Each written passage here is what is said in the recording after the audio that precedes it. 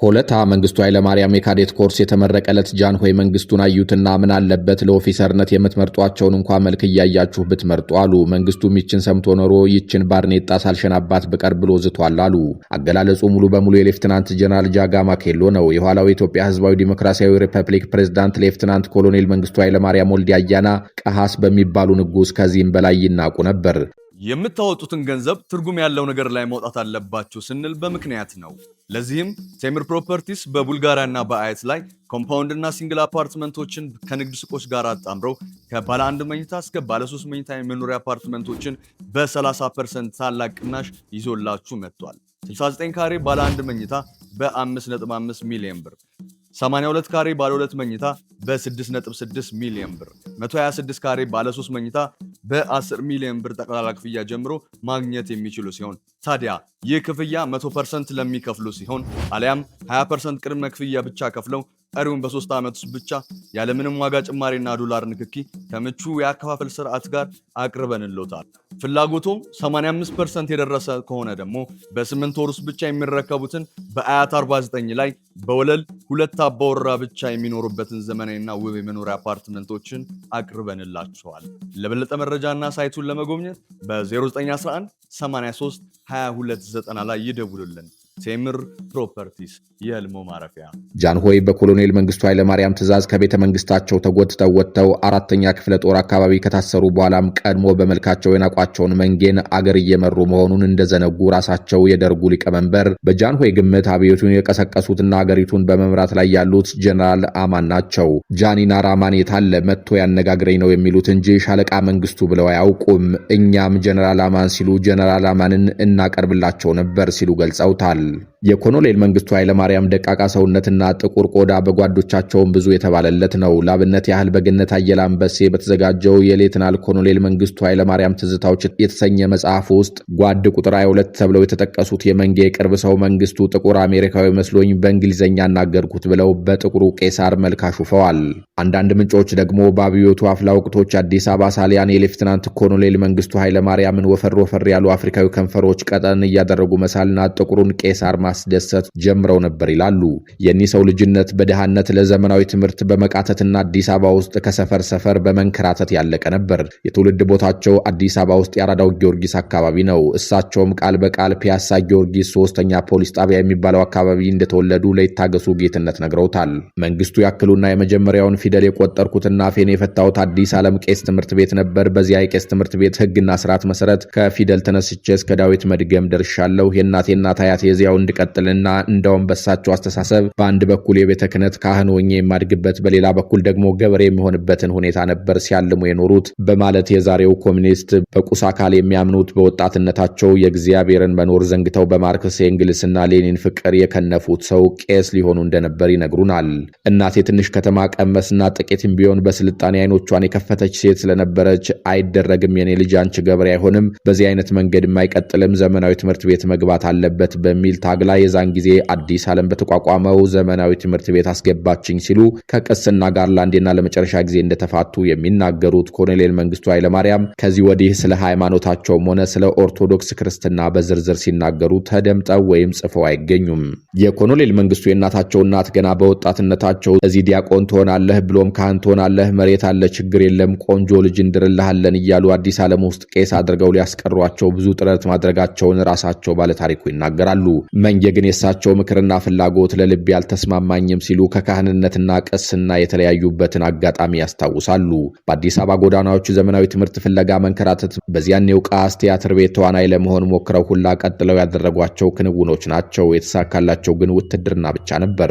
ይህ ልጅነታቸውም የኋላውን አወዛጋቢ ማንነታቸው እንደቀረጸ ይገመታል። ሰውየው ሌፍትናንት ኮሎኔል መንግስቱ ኃይለማርያም በደራሲ ሀብታሙ አለባቸው እንደተቀለደባቸው የቄሳር እንባ ብቻ የሚያነቡ መሪ አይደሉም። ሻለቃ ንጋቱ ቦጋለ ትውልድ ያናወጠ ጦርነት በተሰኘው መጽሐፋቸው ውስጥ እንደነገሩን ከሆነ ምርር ብለው የሚያለቅሱ ሰውም ናቸው። ሻለቃ ንጋቱ ቦጋለ በመጽሐፋቸው ጨካኝነታቸው የሚነገርላቸው ፕሬዝዳንት መንግስቱ በትግራይ ድርቅ የጎዳቸው ወገኖች መሃል ተገኝተው ህፃናትን እያዩ ሽማግሌዎችን እያናገሩ እንባቸውን መቆጣጠር መቆጣጠር አቅቷቸው ሲተናነቁ ተመልክቻለሁ ሲሉ ያሰፈሩት ምስክርነት የመንጌ አልቃሽነት ሁነኛ ማሳያ ነው። በዓሉ ግርማ በአንጻሩ በኦሮማይ መንጌን በራሳቸው ላይ የመቀለድ ተሰጥኦ አላቸው ሲል ያሞካሻቸዋል። ጠባያቸውንም ከጥቁር ነብር ጋር ያመሳስለዋል። ተስፋዬ ገብረአብ በአንጻሩ መንጌን ያውዳይ ጫት ይቅሙ ነበር ሲል ይገልጻቸዋል። ሲመረቅኑም ካሰሯቸው ብርቅ የአገሪቱ ልጆች አንዱን አስጠርተው ይረሽኑ ነበር ብሏል። ኮሎኔሉ ደፋር አሊያም ፈሪ የመሆናቸው ነገር ክርክር አለበት። ስለ መንጌ ባህሪ እንዲያጫውቱን በገነት አየለ አንበሴ ከተመረጡልን የዚያኔው ቤተ መንግስት ቤተኞች አንዷ መንግስቱ ኃይለ ማርያም ለራሳቸው ደህንነት ጨርሶ ግድ አልነበራቸውም ይሉናል። በተቃራኒው ፈሪውን መንግስቱ የሚያሳዩ ምልክቶችም አሉ። ለምሳሌ ጥር 26 ቀን 1969 ዓ.ም ራሳቸው ጥቁሩ ቄሳር ኮሎኔል መንግስቱ ኃይለ ማርያም ጠንስሰው ባቦኩት የመገዳደል ሴራ እነ ጀነራል ተፈሪ በንቲ ተገለው ሻለቃ ዮሐንስ ምትኩ ኮሎኔል ዳንኤል አስፋውን በመልሶ ማጥቃት ለመምታት ተኩስ ሲከፍት መንጌ የሚደበቁበት ጥግ አጥተው ነበር። በዚያች ቀውጢ ጊዜም ከፍርሃታቸው የተነሳ ታንክ ውስጥ ተደበቁ ብለው የጻፉባቸው አሉ። መንግስቱ ጠንቃቃና ተጠራጣሪ ቆቅ የሆነ ሰውዬ ነው። ደርግ ገና እንደተቋቋመ ነው በሱ ትዕዛዝ ብቻ የሚንቀሳቀስ ልዩ ቅልብ ጦር ያዘጋጀው። ቅልቡ ጦር የሚታዘዘው በመንግስቱ ኃይለ ማርያም ነው ሲሉ የገለጿቸውም አጋጥመውናል። ይህ ጠንቃቃነታቸው ወደ ጭካኔም እንደመራቸው ይታመናል። አንድ ጓዳቸው የሌፍትናንት ኮሎኔል መንግስቱ ኃይለ ማርያምን ጭካኔ ሲነግሩን ጨካኝ መሆኑ ግልጽ ነው። ትዕዛዝ እየሰጠ ብዙ ሰው አስገድሏል። በተለይ በስልጣኑ ለሚመጣበት ሰው ምህረት የለውም ይሉናል። የኮሎኔል መንግስቱ ኃይለ ማርያም ባህሪ ተብለው ከተጠቀሱት ሌላው ቂመኝነታቸው ነው። በገነት መጽሐፍ ውስጥ ጓድ ቁጥር 53 ተብለው የቀረቡ ጓዳቸው ጀነራል ታሪኩ ላይኔ የመንግስቱ አለቃ የነበረና ሲቀጣው የኖረ ሰው ነው። ብዙ ልምድ ያካበተ ጥሩ መኮንን ነበር። በሙስና ምክንያት ነው የተገደለው እያሉ የመንግስቱ ደጋፊዎች ሲያስወሩ ሰምቻለሁ። ገንዘብ ሰረቀ ብሎ ሰው መግደል አለ፣ ምክንያቱ ሌላ ነው። አንተ መምራት አትችልም ብሎ ታሪኩ ለመንግስቱ በግልጽ ነግሮታል። ታሪኩ ላይኔ ከመገደሉ ጥቂት ቀደም ብሎ መንግስቱ 3 ሰዓት ሙሉ አነጋግሮታል። ታሪኩን ያስገደለው ቂመኛ ስለሆነ ከጥንት ጀምሮ የቆየ ቂም ስለያዘበት ነው። መርከብ ላይ ሆኖ ነው በቴሌግራም መልእክቱ ልኮ ያስገደለው ሲሉ የመንጌን ቂመኝነት ቁጭ ያደርጉልናል። እኒህ ሰው አክለው በአጠቃላይ መንግስቱ ኃይለማርያም የሰው ምክርም ሆነ ሐሳብ ጨርሶ የማይሰማ የራሱን ግልብ ዕውቀት ይዞ አገሪቱን ወደ ጥፋት የመራ ሰው ነው ይላሉ። ደግሞ ቆራጡ ሰው መንጌ አልፎ አልፎ እንደ ሰው ይጫወታል። ለቤተ መንግስቱ ቅርብ የነበረችው አንዲት ሴት የመዝናኛ ምርጫቸውንና አጠቃላይ የዕለት ከዕለት አዋዋላቸውን አመጋገባቸውን ሁሉ መንግስቱ በየቀኑ እንግዳ ተቀብለው ያነጋግራሉ።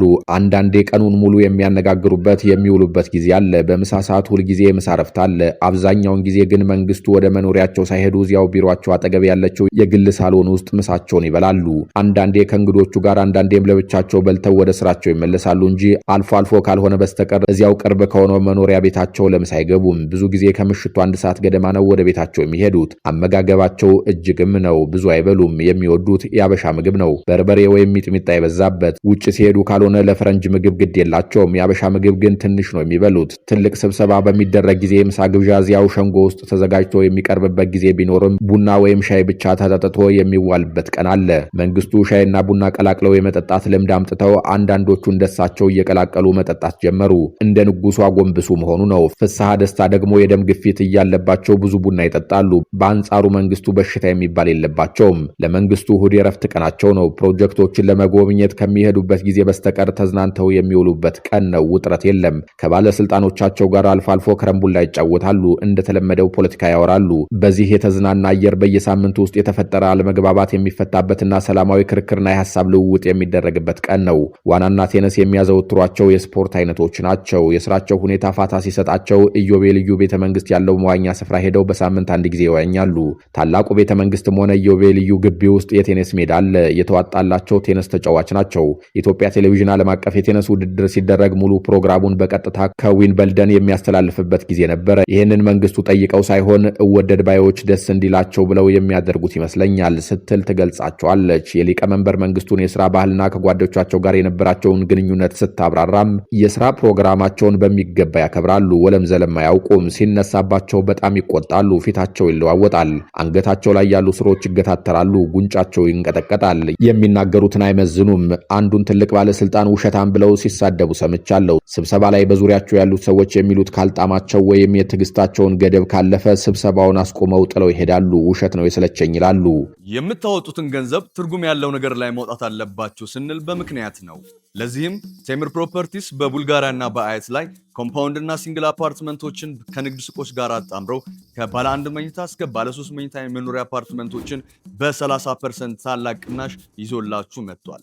69 ካሬ ባለ 1 መኝታ በ5.5 ሚሊዮን ብር፣ 82 ካሬ ባለ 2 መኝታ በ6.6 ሚሊዮን ብር፣ 126 ካሬ ባለ 3 መኝታ በ10 ሚሊዮን ብር ጠቅላላ ክፍያ ጀምሮ ማግኘት የሚችሉ ሲሆን ታዲያ ይህ ክፍያ 100% ለሚከፍሉ ሲሆን አሊያም 20% ቅድመ ክፍያ ብቻ ከፍለው ቀሪውን በ3 ዓመት ውስጥ ብቻ ያለምንም ዋጋ ጭማሪና ዶላር ንክኪ ከምቹ የአከፋፈል ስርዓት ጋር አቅርበንልዎታል። ፍላጎቱ 85% የደረሰ ከሆነ ደግሞ በ8 ወር ውስጥ ብቻ የሚረከቡትን በአያት 49 ላይ በወለል 2 አባወራ ብቻ የሚኖሩበትን ዘመናዊና ውብ የመኖሪያ አፓርትመንቶችን አቅርበንላቸዋል።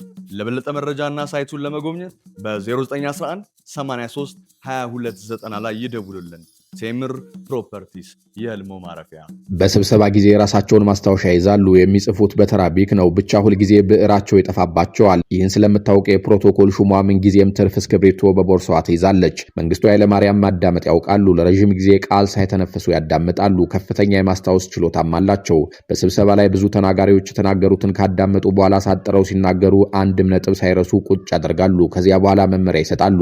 ጸሐፊያቸው ህሊና ችሎታ ያላት ልጅ ነበረች። እንግዳ ብለው በሚያነጋግሩበት ጊዜ ማስታወሻ ትወስዳለች። ያላንዳች ችግር ነጥብ ሳያመልጣት ቃል በቃል መጻፍ ትችላለች። በዚህ ላይ የሊቀመንበሩን አስቸጋሪ የእጅ ጽሑፍ እሷ በቀላሉ ታነበዋለች። ከመንግስቱ ኃይለማርያም ጋር ሌላ ግንኙነት አላቸው እየተባለ ሲወራ ሰምቻለሁ። እኔ ግን ከስራ ግንኙነት ውጭ የተወራውን ለማመን የሚያስችለኝ አንዳችም ነገር አይቻላውቅም የሚሉ ምስክርነቶችን ደርድራለች። እንዲህ ባለ ሁኔታ ታላቁን ሀገር ለ17 ዓመታት የመሯት ኦሮማራው መንጌ ባንዲት የ1983 ግንቦት ቀን ኢትዮጵያን ትተው ኮበለሉ። ግዛው ዘውዱ ቅጣው ግንቦት 13 ቀን 1983 ዓ.ም ኮሎኔል መንግስቱ ኃይለማርያም ለመጨረሻ ጊዜ ኢትዮጵያን ትተው ሲበሩ የአውሮፕላን አስተናጋጅ የነበረ ሰው ነገረኝ ብለው እንደጻፉት ከሆነ ብቻቸውን ቁጭ ብለው ሻይም ሆነ ምንም አይነት ቁርስ ለመብላት ፈቃደኛ አልነበሩም። ዝም ብለው ማስተካያኝ ካሉ አይናገሩም፣ አይጋገሩም። ቀጥለው ለካፒቴኑ ተገንጣይ ቡድኖቹን ለማነጋገር የተያዘ የማይቀሩበት ቀጠሮ መኖሩን በመግለጽ እንደምንም እንዲቀጥል ትዕዛዝ ሰጡት።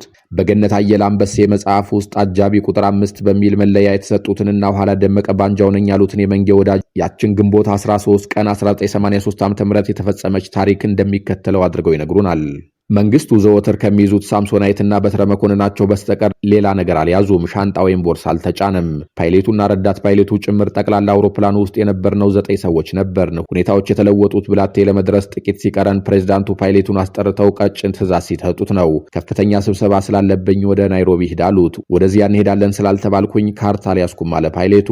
አጃቢዎቹ ደነገጡ፣ እኔም ደነገጥኩ። እሳቸው ግን ፍንክች ሳይሉ የምቀርበት አይደለምና እንደፈለግ አድርገህ ሂድ፣ ብትፈልግ ከኮንትሮል ታወር ጋር ተገናኝተህ እንዲመሩህ አድርግ፣ እንዴት እንደምትሄድ ማወቅ አልፈልግም፣ ዛሬ ናይሮቢ መድረስ አለብኝ፣ ይሄው ነው አሉት። በዚህ አይነት ነው እንግዲህ ኬንያ የደረስ ነው። ከዚያ በኋላ የሆነው ሁሉ ፍጹም የተደናበረና ውዥንብር የበዛበት ነው። በበኩሌ ማታውን ወደ ዚምባብዌ ከተጓዘው ግሩፕ ጋር እንዲሄድ መንግስቱ ጠይቀው ነበር። እንደማልሄድና ወደ ሀገሬ መመለስ እንደምፈልግ ስገልጽላቸው አልተቃወሙኝም፣ ወይም ሊያሳምኑኝና ሊያስቀሩኝ አልሞከሩም። ስመለስ የሚጠብቀኝ መጥፎ ነገር ሊኖር እንደሚችል በመግለጽ ግን ስጋታቸውን አልሸሸጉኝም። እኔ ሞትን ቢመጣ በአገሬ መሬት መሞትና መቀበርን መርጫለሁ። ሐሳቤን እንደማለውጥ ከተረዱ በኋላ ለጀነራል ተስፋዬ ገብረ ኪዳን የሚሰጥ ደብዳቤ ጽፈው ሰጡኝ። ይህን በማግስቱ እንደተመለስኩ ወስጄ ለጀነራሉ ሰጥቻለሁ።